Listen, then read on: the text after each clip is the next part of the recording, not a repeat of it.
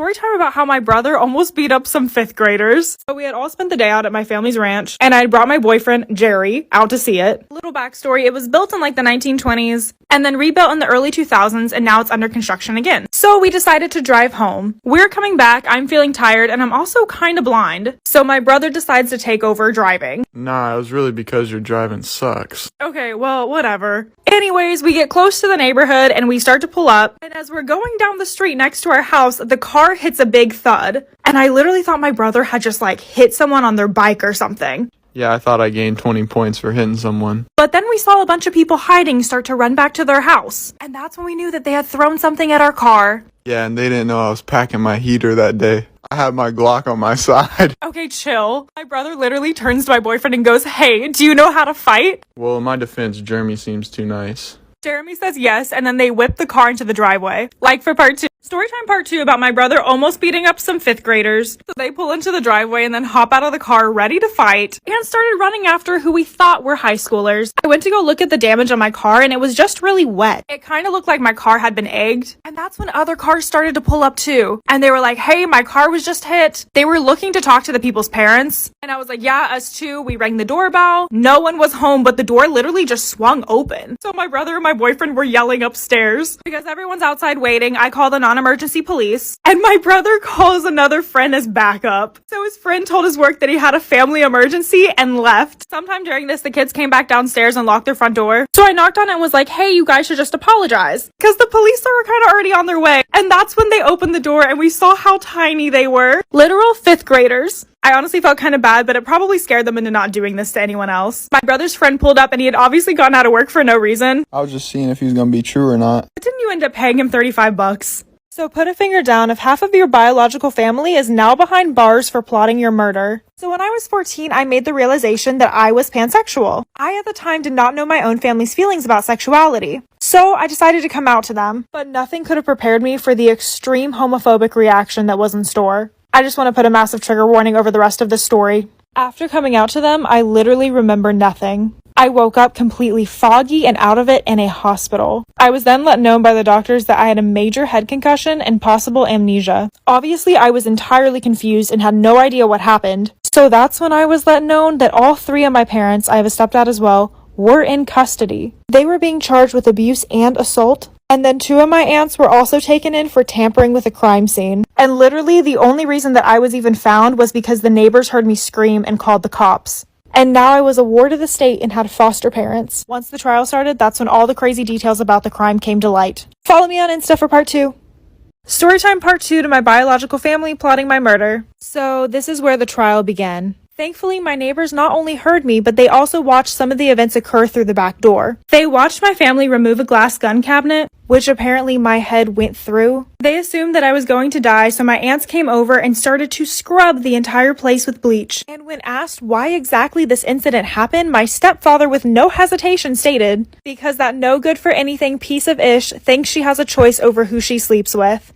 My aunts were sentenced 15 to 20 years and had to pay up to 10 grand in fines. Both my stepfather and my biological father got life in prison, and my mom got 60 to life for her assistance in the whole thing. She also didn't notify the authorities and failed to appear for her first trial. After the trial was over, I ended up getting adopted by 2 amazing men who live in Russia, which is my home country. They later adopted my siblings, and I'm now 24 with an amazing career and family. And even though I've changed my entire name, my biological family still tries to reach out. If you have a story time you'd like to share, DM. So I can't really tell if it's romantic or not that my boyfriend put me up as the prize to a race without me knowing. To give some backstory, we were dating on and off for about a year and a half. And we'll just go ahead and call this man Brad. We met in health class and he was kind of an a-hole, but I honestly fell so hard for him. Well, around this time, he sold his old car and got a beautiful 2015 black Charger. And let me tell y'all, I would feel like such a baddie when he'd come pick me up. And when I moved an hour away, he would still come pick me up weekly and take me to nice hotels. Well, one day he was talking to me about how obsessed his friends are with me, which I thought was so strange, but he was like, "Yeah, I showed them your picture. They all think you are so fine." And I guess they all talked about how they wish they could have a chance with someone like me and blah, blah, blah. And that's when he decided to enter his fancy little car into a race. He asked me if I wanted to come see him perform, but we were in the dead of winter, so I was like, probably not. That's when he started begging me and told me that the prize was really important. So I decided to go. Follow my Insta. Storytime part 2 to my boyfriend putting me up as the prize for a race without me knowing. So when I showed up, I had a feeling that the prize was pretty important. So when I finally saw him, I was like, hey, so what exactly is the prize? And he gave me the weirdest look and he was like, babe, you know how all my friends think you're hot, right? I was like, I mean, sure. And he goes, well, I told them whoever wins gets to be your boyfriend. So I was like, WTF, Brad? Why would you do that? And he just looks at me and goes, don't worry, I'll win. And I was like, well, you better. So I literally stood out there in the cold watching a race that I could barely see. There was someone really tall in front of me. My heart almost dropped several times because I kept hearing Brad is gonna lose. And then I pushed the guy in front of me out of the way and saw Brad cross the finish line. One of his friends actually came up to us after the race and claimed that Brad cheated to win. He was probably just a sore loser, but we celebrated the rest of the night. If you guys have a story you'd like to share, follow me and DM me on Instagram. Storytime about the craziest party my boyfriend ever went to. So his best friend TJ called him saying that there was a party going on in another town. Him, having just went through a breakup, was really upset and was in the mood for a party. So TJ picked up him and his friend Ava and went to the town to pick up another friend who played basketball. It was about 9 o'clock when they got there and they had all already pre-gamed with Henny. And because he was so upset, the alcohol was hitting. He had also listened to hella Drake. And all the guys were just in the mood for a fight. And Jeremy honestly thought Ava would shut things down if it got too crazy. But little did he know. So the party was at this massive rented building, and they had to wait 30 minutes for someone to come and let them inside. However, Ava went in ahead of them because a guy thought she was cute. And once they walked in, they saw just how nice the place was. Everything smelled of alcohol and weed, and the place had an amazing view. There were gorgeous windows all around, and so many celebrity basketball players showed up. So they knew that they were in and they were going to go get more drinks at the bar. But TJ was so drunk he was gone. And his friend inside the party was already hitting on a girl. Turns out she was someone else's girl. So they knew a fight was about to go down. Stay tuned and follow us on Insta. Part 2 to my boyfriend's crazy party story. I never gave a name for the guy inside the party, but we can call him Michael. So Michael was literally flirting with this other man's girl. And for some reason, these guys were like, yeah, let's fight. I don't know how boys think. Jeremy's literally hyping himself up in the bathroom, and then he hears screaming, so he knows it's time to go down. And as he stumbles out of the bathroom, ready to fight, he sees Michael and the girl's boyfriend beating each other up. But his friend group never jumped in, so TJ and him stayed back. Until security jumped in. That's when they realized the guy that Michael was fighting was probably important, because they kicked them out and not the other guys. So while they're getting escorted out, TJ starts talking back, which is when he knew things were about to get real. They knew that the other guys were getting pissed off and threatening them. The guys literally started shooting at them. So the bullets were inches away from hitting Jeremy and his friends. So Michael jumped into the front seat of the car and started to drive away.